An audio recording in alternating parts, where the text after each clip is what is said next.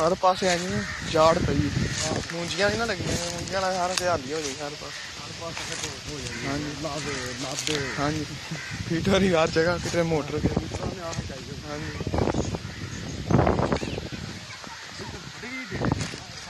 हाँ जी हाँ जी हाँ जी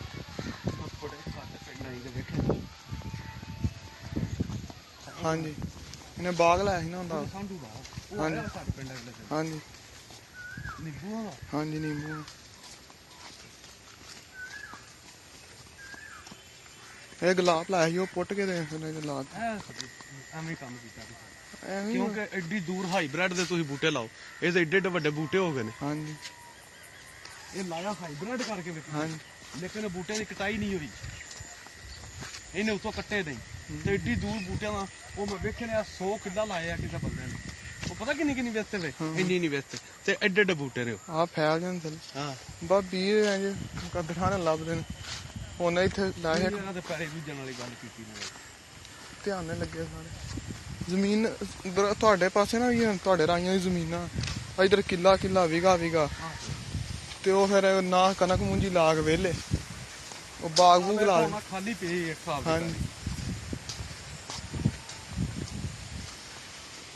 गुलाब भी अजकल मंदा यार मैनू इत्थे जमीन लभ जाना मैं सफाई कर ये ठेका भी बड़ा 55,000 मारा पानी ये निकला नहीं हाँ जी वाही करना उधर गुजरात वाला बड़ा मजेदार ठेका है हाँ जी हाँ जी हाँ जी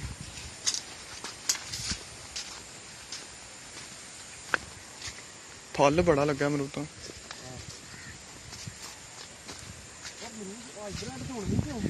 हाँ जी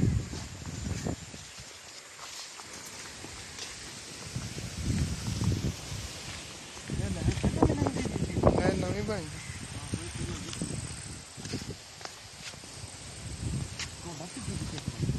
वो अगे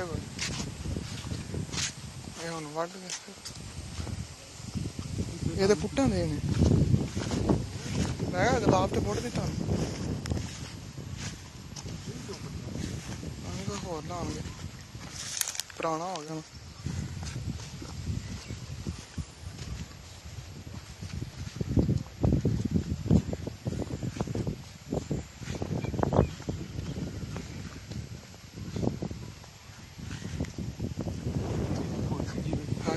बन्ना नहीं मांग नहीं वो मिट्टी पाई ना इधर जो गोडी गुडी कर देना सैर से हाँ जी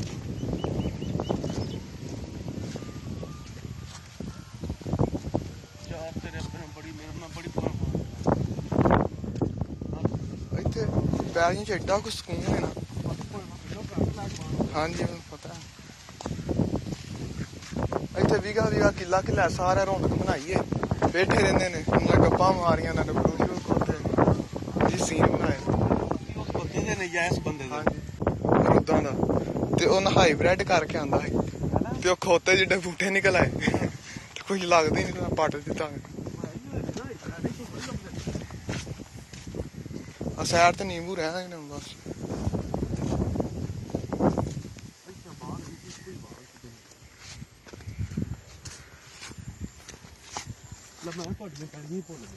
वो साड़ियां अगे जामू हाँ जी जाम नहीं जाम पुट दिता जामू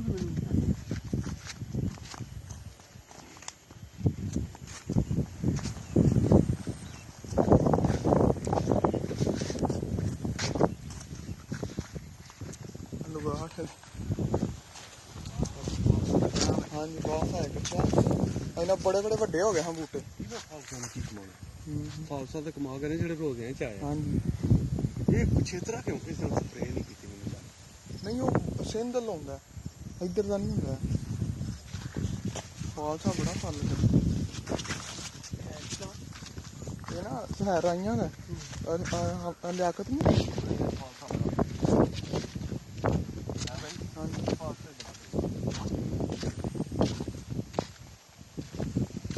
ਰਿਹਾਇਸ਼ ਬਣਾਈ ਹੈ, ਕਮਰਾ ਬਣਾਇਆ ਤੰਦੂਰੀ ਬਣਾਈ ਨੇ। ਉਹ ਨਹੀਂ ਪਤਾ ਬਾਹਰ। ਹਾਂਜੀ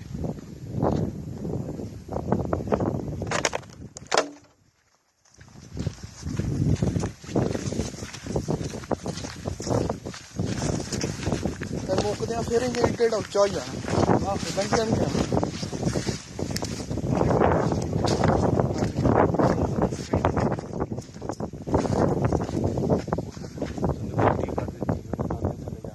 ਤਾਂ ਨਹੀਂ ਡਿੱਗ ਜਾਣੀ।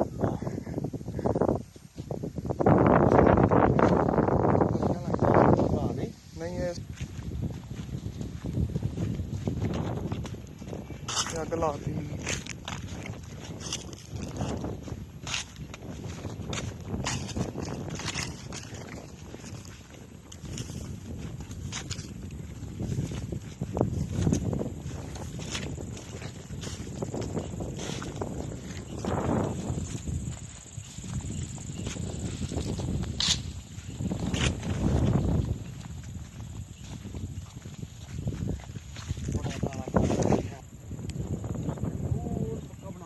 ਤੋੜ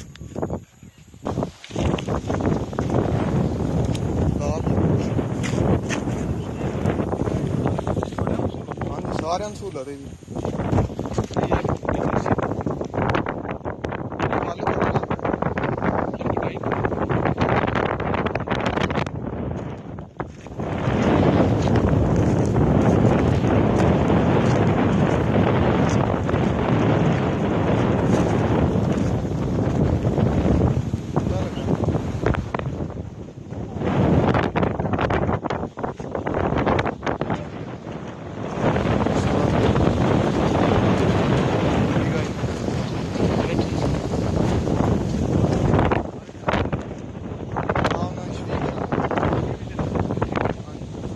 ਪਹਿਲਾਂ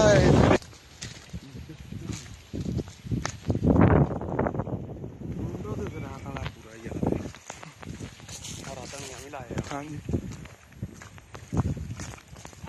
ਫਲ ਬੜਾ ਹੈਗਾ। ਹਾਂਜੀ ਨਹੀਂ ਫਲ ਤੁਸੀਂ ਕਰੇਗਾ ਉੱਤੇ ਥੋੜੇ ਹੀ ਉਹ ਜਿਹੜੇ ਫਲ ਲੈਂਦੇ ਨੇ ਨਾ ਉਹ ਇੰਨੀ ਫਰੂਟ ਤੋਂ ਵੱਢ ਛੱਡਦੇ ਨੇ। ਕੌਣ? ਅਸਲਾਮ ਅਲੈਕੁਮ ਭਾਈ ਜੀ ਕਿਹੜੇ ਬੂਟੇ ਨੇ ਆਈ ਬ੍ਰੈਡ ਨੇ? ਉਹਨਾਂ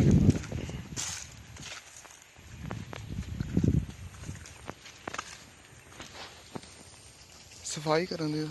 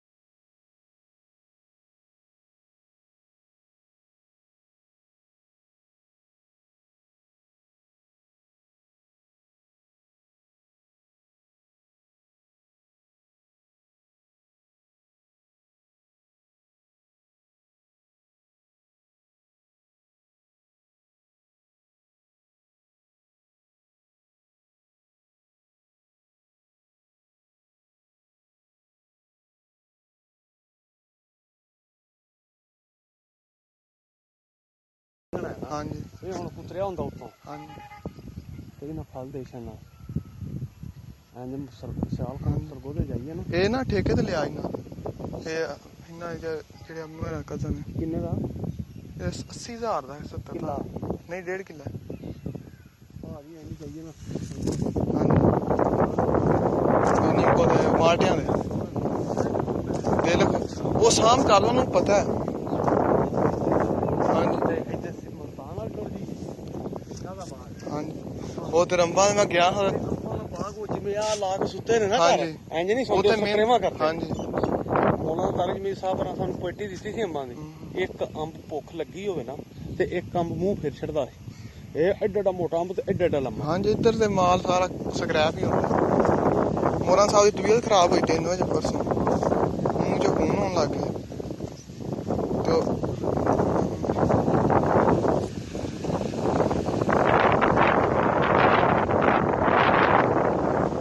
ਆਮ ਬੰਦਾ ਕੋਈ ਚੀਜ਼ ਜਿਹਨੇ ਬਾਗ ਲਾਣਾ ਉਹਨੂੰ ਫਿਰ ਨੌਲੇਜ ਹੋਣਾ ਚਾਹੀਦਾ ਵੀ ਮੈਂ ਕੀ ਕਰਨਾ ਹੁਣ ਕੀ ਬੋਡੀ ਸਪਰੇਅ ਹਾਂਜੀ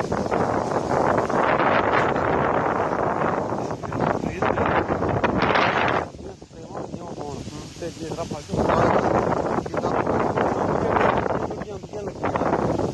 ਅੰਬ ਬਾਜ਼ਾਰ ਵਿੱਚ ਆਉਂਦਾ ਪਿਆ ਕੀ ਵਜ੍ਹਾ ਤਿਆਰ ਕਰਕੇ ਬਸ ਮਿਹਨਤ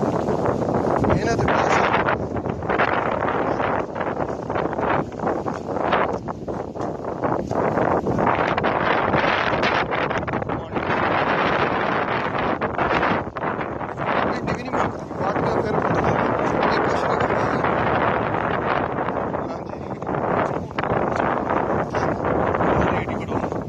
ਇਹ ਸੋਨ ਭਾਦਰੂ ਚ ਆਉਣੀ ਹੈ ਹਾਂਜੀ ਅਜੇ ਮੈਂ ਗਿਆ 120 ਰੁਪਏ